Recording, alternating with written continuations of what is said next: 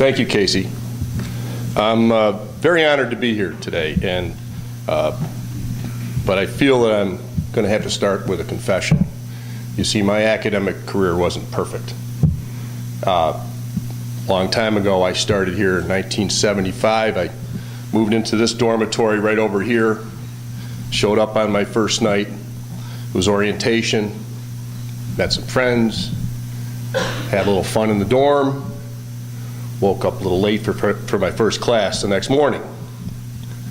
It was an introduction to political science. I think it was in the Gruen building somewhere on the 4th floor. So I was scrambling to get there. So I get there, and the class had already started. And it's a big class, probably 40 or 50 students. And in the front, there's a professor there. And sort of one of those 70s hippie, just getting started college professors. You probably don't know many of those of you who are here that are student athletes, but you know, they were kind of in vogue at the time. Tweed jacket, kind of a smart aleck. So as I made my way to the back of the room, I heard this sarcastic comment. I couldn't really tell what it was because the professor had a strange Southern accent, really strange Southern accent. Well, this morning I got here and I had this flashback, and I got nervous because that professor sitting right over there is J. Baron Boyd. And it was his first class too. So that was my start here at Moyne. That was my first academic encounter. And I'm happy to say that he showed a lot of mercy over the next 4 years and treated me very well and became my friend and mentor. So what academic success I've had, or did have here, in large part has to do with the fact that he didn't drum me out of the Corps then. So it's good to see Dr. Boyd always reminds me of good times. So I'll try to offer a few remarks here that are not too long, but I hope they are pertinent. I'm a proud alum. I love Moyne College. When I think of Moyne College, it makes me burst with pride that I'm a person that came through here and played athletics. I was on the baseball field, and I also had a great experience in the classroom. And yesterday I came up to watch the women's lacrosse game. And I'm a father who's a little bit of a nut when it comes to his children. I'll follow my kids anywhere, and one of the games they play is lacrosse. So I had to come up and watch the game yesterday. And I stood there, and I have to confess, I left in the middle of the second half. It was a little rough. I wasn't prepared. But I wanted to give a quick shout out to the women's lacrosse team, playing the #1 team in the country, giving them all they could handle. That was great. And it reminded me too, as I was watching that game, of what's happened over the many years that have passed since I started here, because they were playing on this beautiful turf stadium. Now when I was here, the facilities were nowhere near what they are now. I played baseball on the field that's in the same location, but my job when I was a freshman was to deal with the pond, the perpetual pond behind first base. We had the worst drainage you can imagine. So as a freshman, you got all the dirty jobs. And my job was to go down to the athletic center and get 2 large cans of gasoline, lug them out to the field, pour them on top of the pool of water, and ignite them. That was how we took care of the fields back then. Now you can't get away with that nowadays. I think the town of DeWitt, Roger Tom DeWitt might come down on us a little bit, and EPA and all those things, but that's the type of thing we had to do to compete back then. And when I see that game yesterday, and it's in a blizzard, but you're still playing, I said, boy, we've come a long way. And that's just, I think, sensational.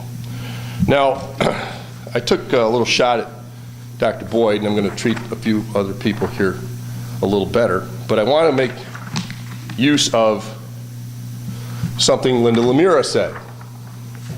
And in this program for the breakfast today, she said that this is a personal event for her because her professional career, the road was paved for that career by her days as a student athlete and by the professors who inspired her. And since my road was similarly paved, and a lot of my personal and professional success really comes from the experiences I had as a college athlete and a student at Moyne here, I have to say I'm also inspired by professors. And I'm inspired by the professors who taught me in particular. And this is personal for me too, Linda. That's what I wanted to say, because it's doubly personal. My parents were professors. They taught at Morrisville College, right down the road here. And as I was reading the program, I was struck by the heartfelt words of the students who talked about their professors, expressing their gratitude. And that reminds me of my parents, because I know that they touched students in similar ways. And I can't stand here and talk to you without talking about them just a little bit. You see, they were non-athletes, but they supported me. I loved sports growing up. And if I loved something, they supported me. But actually, I grew up surrounded by stacks and stacks of books. My parents loved to read. They taught me the value of reading and learning at a very early age. And we also learned the value of vigorous debate in our house. Sometimes that spread out into the backyard, and my brothers and I had too much debate. My father would send us outside. I won most of those fights. There's a big debate in our house about who won those fights. I won those fights. But as I grew up dreaming about being an athlete, I never lost sight of the fact that learning came first, whether it was on the field or in the classroom. And that's because of my parents, and they were professors. So that's where I started. And then due to the guidance of a coach by the name of Dick Rockwell, who recruited me to play baseball here, and a chance, sort of a meeting with a Jesuit from here named Ed Zogby. He was a visiting priest at my parish in Morrisville one weekend. I got interested in Moyne College. And it was the greatest decision I ever made to come here and to receive an education from this place and to play intercollegiate athletics. So I got to Moyne and had some success in the classroom. And I had some success on the baseball field. So it was a good fit for me. But I remember as I was studying in the library and in my dorm room, many times wondering, shouldn't I be down on the field? Shouldn't I be down there taking some extra batting practice? Shouldn't I be lifting some weights in the gym? I always had that inner conflict. You know, I want to improve, I want to be better, I want my team to be better. What should I be doing? It was a tension all the time that I fought. And I suspect some of you do too. You've got an awful lot on your plate. You're trying to figure out, where do I belong today, at what time am I supposed to be there? If I do a little extra work in the gym, maybe I'm going to be a better volleyball player. But then again, I got a test coming up. What am I supposed to do? That was always a question in my mind. And there are moments, I think, in everybody's life where you figure these things out. And I had one of those. In my case, it was returning from the College World Series, the first year we went in 1978. It was a great experience. I'd had a great season. So I returned home to Morrisville, and we had done very well. I mean, we didn't go as far as we wanted that year, but we came in third the next year, but we were really, really happy with our season. And I had all these accolades and things that I wanted to show my parents. So I walked in and showed them my certificates and my plaques and my memorabilia, and they were proud of me, and they said so. They said, that's great. But they said, we want to show you something else. And they showed me my report card. And, you know, believe it or not, the guy that had been late to his first class had gotten straight A's that semester. And they were prouder of that. And I learned something from that. You know, I'd always been an athlete first in my mind, and a good student too. I said, you know, they're just telling me something about how to strike the balance. You hear that word balance many, many times. I heard it here this morning. And they helped me strike the balance right there. Because sooner or later your athletic career ends. And you've got to move on to something else. And you better know that balance, where it is, when you've met it, where it is. And I learned right there that, okay, I had thoughts of being a professional baseball player. Didn't happen. I needed to make sure that I completed my academic career and did it the right way. So there was the lesson from my parents. And I noticed in the program, and I did my homework, I read the program. And I thought this was perfect. I read what Matt Bassett wrote. He talked about what Moyne tries to do.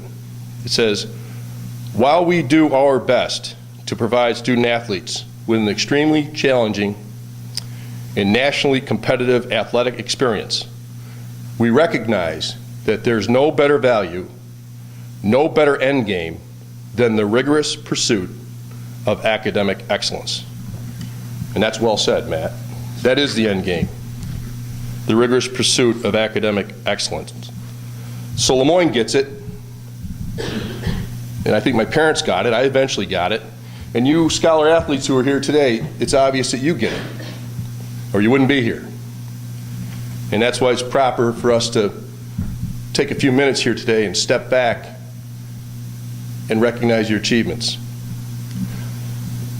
Now, before I finish, I want to focus just a little bit on athletics. I love sports. Anybody who knows me knows that. And I love quotations from certain people. And one of my favorites is this one. It comes from the legendary football coach, Vince Lombardi. And he once said, the big question for any athlete is not how many times were you knocked down, it's how many times did you get back up. And as I preach to my own children, I had to do this last night a little bit. They're all 4 college athletes, but 2 of them played in a game last night that was disappointing. You got to get back up. Nothing teaches that better than athletic competition. So, as I close this out here, I want to say to the student athletes, you're encountering some amazing moments as you go through your 4 years here. Don't forget any of them. Take advantage of them. Savor them. You're going to encounter moments of pain and elation, success and failure, victory and defeat. Just keep getting back up. That's what you have to do. I'll guarantee you, too, that because of what you're doing, you will be more successful in life than many of your counterparts.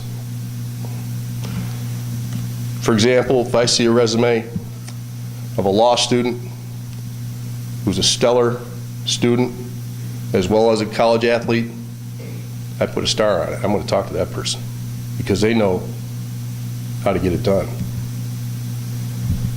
So I want to praise all of you for striking the right balance here. The coaches, the administrators, the staff, and the faculty. Moyne strikes the perfect balance between athletics and academics. And I want to say another thing to the scholar athletes. As you leave this place, never forget your alma mater and what you learned here on the fields and in the classroom. Leave it a better place. It's a better place now than it was when I was here, and it was a great place then. Got a turf field now. We had to burn the water off the field back then. You can see it happening everywhere. You can see the buildings rising. You can see the programs increasing. You can see all the things that provide you with a tremendous environment for learning in both of those places. So, I don't want to leave without asking a couple questions. We're a baseball team here? Okay, take care of business, all right? That's my old program. Get it done. Girls lacrosse, where are you? Good job. Now let's get a Delphi next time, right? Okay, let's take care of business there too. Softball, I'm talking about the spring sports. What's that? You're going to burn in the field? I'll come down and help. I know you need a new one. And let's see, what else do we have? Golf? Got some golf in the room? All right. Let's take care of it too, right there. Because it's fun. You don't get many chances to do these things. I miss it. Take advantage of it. And as the weather gets better, you'll see me up here watching as many games as I can. But thank you for inviting me today. It was very personal and a great thing for you to do, to invite me to come up here. And Doc, no rebuttal. That's it. Thanks very much.